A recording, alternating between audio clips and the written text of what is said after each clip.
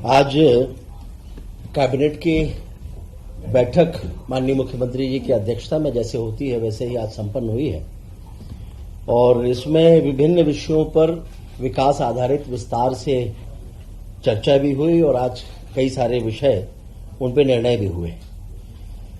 अभी जैसे 20 तारीख को माननीय मनोहर लाल जी खट्टर के द्वारा मेट्रो ट्रेन की भोपाल में विधिवत शुभारंभ हो गया है। इसमें पहले चरण में 7 किलोमीटर का ट्रैक है जिसमें 8 स्टेशन है।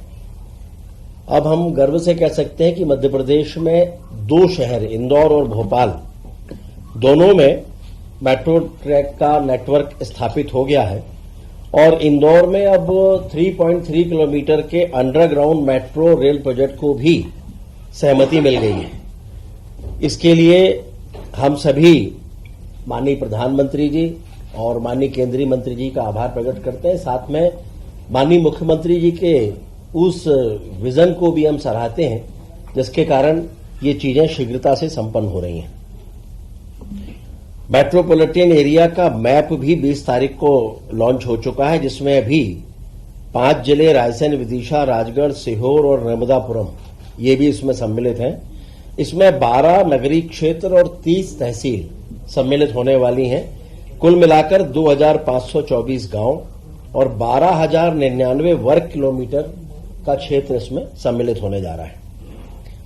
मेडिकल कॉलेज जो पीपीपी आधारित हैं इनका भूमि पूजन भी माननीय नड्डा जी जो हमारे राष्ट्रीय अध्यक्ष भी हैं और केंद्रीय स्वास्थ्य मंत्री हैं उनके द्वारा 23 तारीख को ये होने जा रहा है और पहले चरण में धार में पूर्वाह्न में भूमि पूजन और अन्य विकास कार्यों का लोकार्पण करेंगे और उसके बाद बैतूल जाएंगे और बैतूल में भी मेडिकल कॉलेज के भूमि पूजन के साथ अन्य विकास कार्यों के भी भूमि पूजन और लोकार्पण वो करने जा रहे हैं। एक ही दिन में 2 जगह, एक ही दिन में 2 में। सर मेडिकल कॉलेज कितने?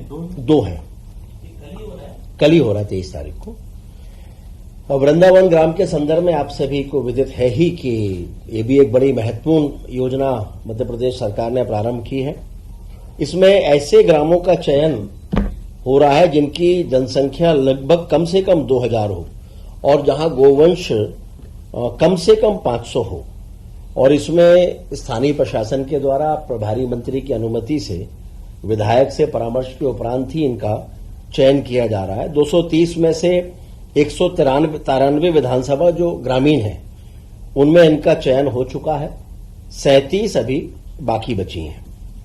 गायों की संख्या के आधार पर चयन हो जाएगा? गायों की संख्या और वहां की आबादी लगभग मिनिमम 2000 और गोवंश कम से कम 500 उसके आसपास होना चाहिए। आबादी का 2000। माननीय गृह मंत्री जी का हमारे मध्य प्रदेश के लिए ये गर्व की बात है कि माननीय गृह मंत्री जी अमित शाह जी का 25 तारीख को श्रद्धेय अटल बिहारी वाजपेयी जी की जयंती के अवसर पर ग्वालियर और रीवा 2 स्थानों पर उनका आगमन हो रहा है। ग्वालियर में प्रातः 11:30 से दोपहर 2 बजे तक वो रहने वाले हैं। वहां पर अभ्युदय मध्य प्रदेश ग्रोथ समिट में भी वो भाग लेंगे और ये शायद पहली बार होगा कि 2 लाख करोड़ के लोकार्पण और भूमि पूजन निवेशकों को आशय पत्र का आवंटन भी वे करेंगे और मेले का वर्चुअली उद्घाटन भी इसमें प्रस्तावित है और दोपहर 2 बजे ग्वालियर से उनका प्रस्थान रीवा के लिए होगा। 2:40 पर रीवा पहुंचेंगे। वहां कृषि और किसान सम्मेलन उसमें वो भाग लेंगे और गोवंश वन्य विहार का भी वो अवलोकन करेंगे। कैबिनेट में आज ये भी चर्चा हुई है, माननीय मुख्यमंत्री जी ने निर्देशित किया है कि अलग अलग प्रदेश के जिलों में जितनी भी महत्वपूर्ण समितियां हैं जिनकी अध्यक्षता प्रभारी मंत्री करते हैं उन सारी समितियों का गठन भी जिलों में चर्चा उपरांत हो जाए और उनकी बैठकें वो भी जहां जहां प्रभारी मंत्री की उपस्थिति में होने वाली हैं, जैसे रोगी कल्याण समिति है, जिला शहरी अभिकरण है और वृंदावन गांव अनुसरण समिति है, जिला विकास सलाहकार समिति है, इनकी बैठकें भी लगभग सभी जिलों में हो जाएं और जिन समितियों में मनोनयन होना है उनके बारे में भी आज ये निर्णय हुआ है कि शीघ्र उनमें मनोनयन भी हो जाएगा। आज कैबिनेट में जिन विषयों पर सहमति दी है उसमें मुख्य रूप से है बड़वा धामनोद मार्ग का जो अभी 2 लेन है ये 4 लेन रोड के रूप में हैम के अंतर्गत इसका उन्नयन होने वाला है। ये लगभग 2 एनएच को जोड़ने वाली है और उसके साथ साथ महेश्वर जैसे प्रमुख स्थान उसको भी इसके माध्यम से कनेक्टिविटी मिलने जा रही है। ये एमपीआरडीसी के द्वारा इसका निर्माण किया जाना है और महत्वपूर्ण बात यह है कि इसमें केवल 60% राशि का संचालन ये 15 साल की अवधि तक सरकार को देना होगा और अभी मात्र उसमें 900 करोड़ रुपए के आसपास की राशि होगी जो दी जाएगी, बाकी 15 साल किश्तों में दिया जाएगा और इसमें आने वाले समय पर जो टोल नाके होंगे वो भी मध्य प्रदेश सरकार के द्वारा ही संचालित होंगे। तो अपने आप में अत्यंत महत्वपूर्ण ये रोड का निर्माण हो रहा है। अभी गति सीमा लगभग वहां पर होती है 30 किलोमीटर के आसपास, ये बनने के बाद ये हो जाएगी 100 किलोमीटर प्रति घंटे की स्पीड होगी। तो स्वाभाविक रूप से उस पूरे क्षेत्र को इसका अत्यंत लाभ मिलने जा रहा है। लगभग 2500 करोड़ के आसपास है, लगभग 63 किलोमीटर है। ब्याज भी बहुत देना पड़ रहा है।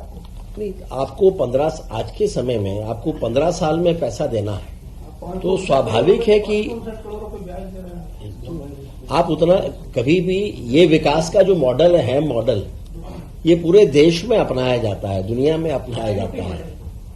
हाइब्रिड एन्युटी मॉडल है और इस मॉडल के अंतर्गत हम विकास के कार्य कर सकते हैं क्योंकि कई बार बजट की अपनी सीमाएं होती हैं, लेकिन मैं हमेशा से मानता हूं कि विकास कार्यों की सीमाएं नहीं होती, उनकी निरंतरता बनी होती है और दोनों के साथ तालमेल बनाना है तो अपने बजट में ही जो निर्धारित बजट है उसी में अधिकतम विकास के कार्य आप कर सकें, ये आवश्यक है। लेकिन इन 15 सालों में आप ये भी विचार करिए, रोड का मेंटेनेंस भी उसी को करना होगा जिसको ये काम होगा। 15 साल तक इस रोड का पूरा रखरखाव भी उसी के जिम्मे आएगा, तो सरकार का भी बहुत बड़ा पैसा इसमें बचने वाला है। सर 60% कौन देगा? गवर्नमेंट देगी इसमें? मतलब 60 और 40% का मतलब है कि 40% अभी देंगे, 60% 15 वर्षों में किश्तों में देंगे, ये ऐसा है। 19 करोड़ रुपए जीएसटी का। ये तो जीएसटी तो सारे कार्यों में आप उसको ऐसा मान के चलें कि जीएसटी तो सभी कार्यों में सम्मिलित है ही। इसके बाद है आंगनवाड़ी सेवा योजना, इसकी निरंतरता हो और की निरंतरता के लिए 2026-27 से 2030-31 तक के लिए इसकी निरंतरता की स्वीकृति आज दी गई है। इस योजना में आंगनवाड़ी सेवा योजना जिसमें पूरक पोषण आहार कार्यक्रम, शाला की पूर्व शिक्षा, आंगनवाड़ी भवन निर्माण, सक्षम आंगनवाड़ी सहित पोषण अभियान, किशोरी बालिकाओं के लिए योजना और आंगनवाड़ी कार्यकर्ताओं का प्रशिक्षण, ये सब भी इसमें सम्मिलित है। मध्य प्रदेश धर्मशास्त्र राष्ट्रीय विधि विश्वविद्यालय जबलपुर के द्वितीय चरण को भी आज स्वीकृति प्रदान की गई। सभी जानते हैं कि मध्य प्रदेश में 2 नेशनल लॉ यूनिवर्सिटी हैं, एक भोपाल है, दूसरा जबलपुर है। तो जबलपुर में जो उसका सेकेंड फेज है और इसके जो कुलाधिपति होते हैं वो स्वयं chief justice of Madhya Pradesh होते हैं, तो उसके लिए अतिरिक्त राशि लगभग 197 करोड़ रुपए ये भी इसके लिए स्वीकृत कर दिए गए हैं, जिसमें एडमिनिस्ट्रेशन ब्लॉक, एकेडमिक ब्लॉक, कुलगुरु और कुल सचिव आवास और 12 multi storey staff quarters, campus की बाउंड्री वॉल, ये सब भी इसके अंतर्गत बनेंगे। प्रधानमंत्री फसल बीमा योजना के विंड्स कार्यक्रम के क्रियान्वयन को भी आज स्वीकृति मिली है। विंड्स है weather information network and data system, ये सभी जगहों पर स्थापित होना है और इसके अंतर्गत प्रत्येक ग्राम पंचायत में एक ऑटोमेटिक रेन गेज और प्रत्येक तहसील में एक ऑटोमेटिक वेदर स्टेशन ये स्थापित किए जाएंगे, ताकि मौसम के जो हाई क्वालिटी के उच्च गुणवत्ता के आंकड़े हैं ये एक सिंगल डिजिटल प्लेटफॉर्म पर भारत सरकार को उपलब्ध हो सके और उसके आधार पर भविष्य की बहुत सारी योजनाएं इसके आधार पर तय हो सकेंगी। तो डाटा सेंटर मुख्यालय क्या रखेंगे? इसका जो मुख्यालय होगा वो दरअसल में वैसे देखा जाए तो जो यहाँ का मुख्यालय है भोपाल वही होगा और हर ग्राम पंचायत में इसका अलग अलग होगा और ये सारा डेटा एक तरह से कहें तो दिल्ली ही भेजा जाएगा। उसका मुख्यालय तो दिल्ली ही होगा लेकिन इसकी मॉनिटरिंग भोपाल के माध्यम से होगी। तो उसकी फंडिंग क्या सेंट्रल गवर्नमेंट करेगी, स्टेट गवर्नमेंट करेगी? सेंट्रल गवर्नमेंट से उसके सहयोग मिल रहा है और उसके सहयोग के बाद में 5 वर्षों की योजना पर लगभग 434 करोड़ रुपए संभावित व्यय है, जिसमें राज्य का जो अंश है वो लगभग 147 करोड़ है। बाकी का केंद्र सरकार उसमें मदद कर रही है।